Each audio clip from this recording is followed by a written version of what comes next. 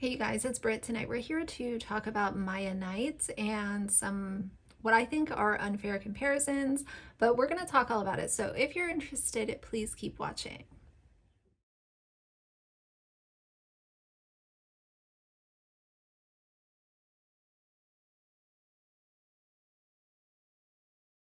Hey guys, before we get into this video, I wanted to throw a little update because I've been asked about it several times. Maya Night took a TikTok break and her fans were concerned and they wanted to see her children, which is so weird. But naturally, the comment that people noticed was from the one and only Dad Challenge podcast. And he said that something big was coming. Oh, something's gonna. You guys, nothing's happening. In my opinion, she took a break from TikTok because of the toxicity that she experiences on the app.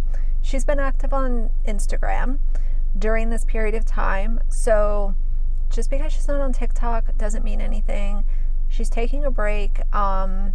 Do I think that things might be happening that are stressful? Absolutely. But I have stuff that's happening, off camera that's stressful.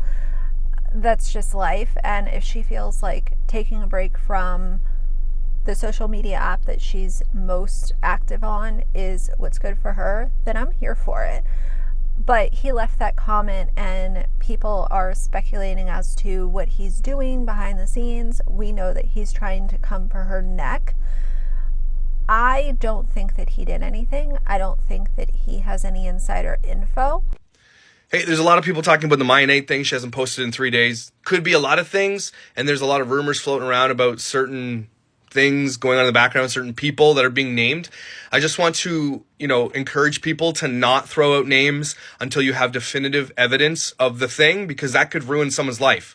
If Maia Night lied about baby daddy, saying the things that he said and made these articles and stuff, and her 8 million followers are mobilized against him because of that, because of a lie, potentially, allegedly, that's really dangerous. So I encourage those people who are digging into baby daddies and all this kind of stuff to please keep the names off the internet until you know everything, okay? There's a lot going on in the back end, and it's super dangerous because her fans are insane, and you know that. So if you're out there trying to dig and find out, please be very careful with the names before posting, before knowing anything.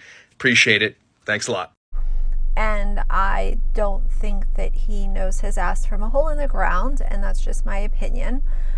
But the other thing that I will say is when I see comments like this, it reminds me of Cleo Smith. We all remember that, right? He had so much insider info. Secondly, and more recently, he also posted on his community tab that something huge was going to happen with the royalty family. What's happening? Crickets. So he doesn't know shit, and I don't think that anyone should put too much worth into a comment that he left.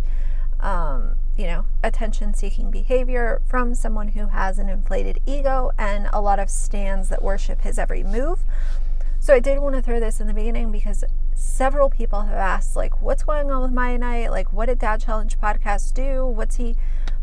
I don't think it's anything, and I think that by people giving him the attention that he's craving, it's only making the monster inside of him grow, and that's my opinion. So let's get into the insane comparisons that are made about Maya Night. And also, before we get into the video, I want to remind people that I can disagree with things that someone does and still recognize that unfair comparisons are being made.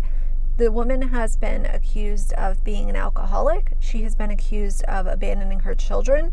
She has been accused of drinking and driving without any proof. So, that's the whole thing about trying to stay in the middle. Let's just make commentary and not be absolute assholes. That's my goal. So let's get into the video.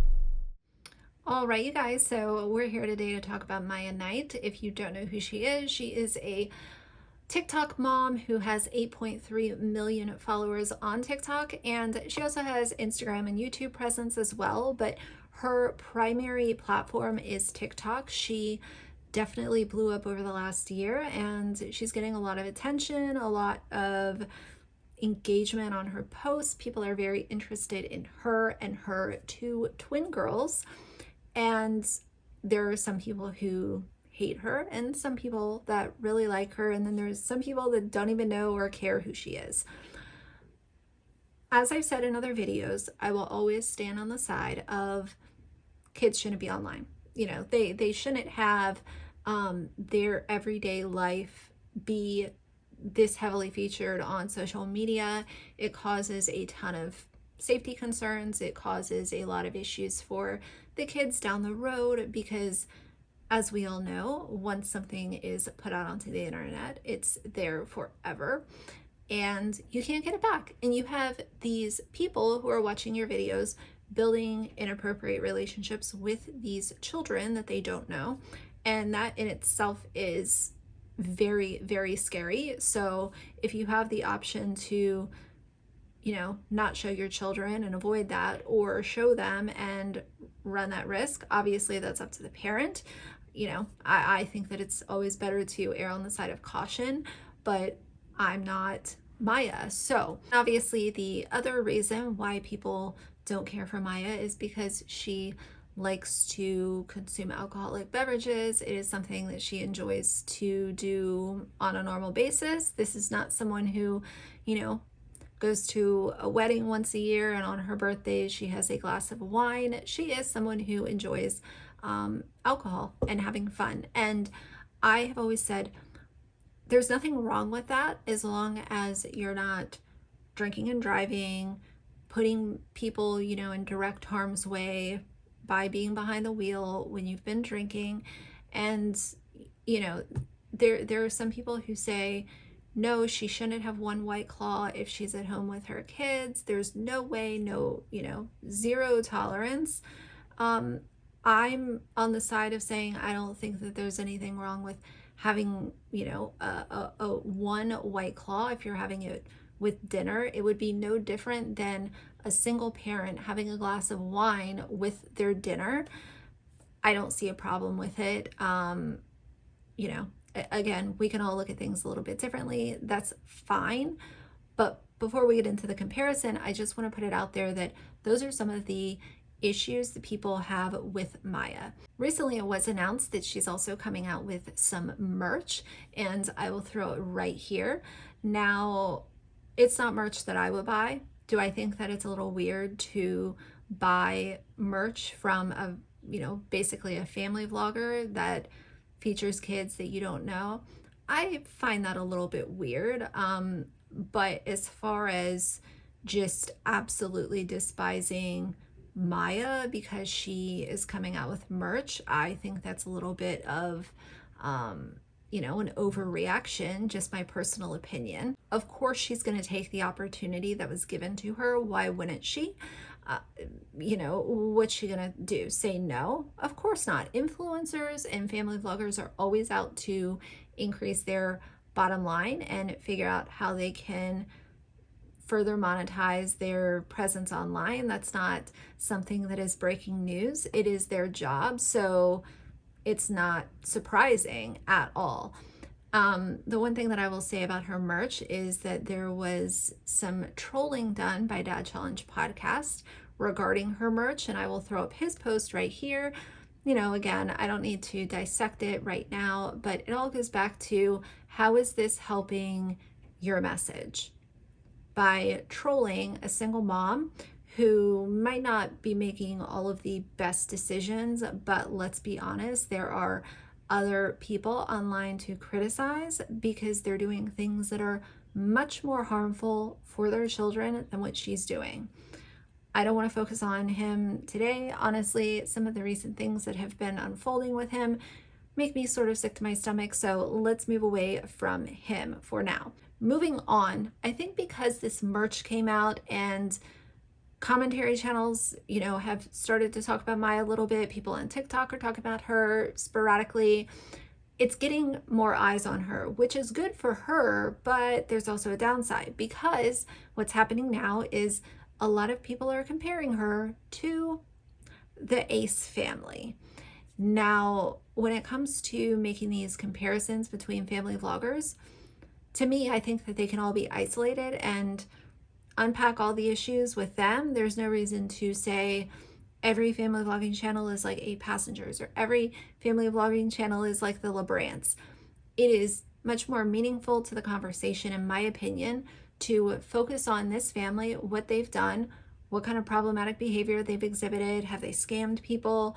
Have they not scammed people? Did they fake pranks like the Ace family?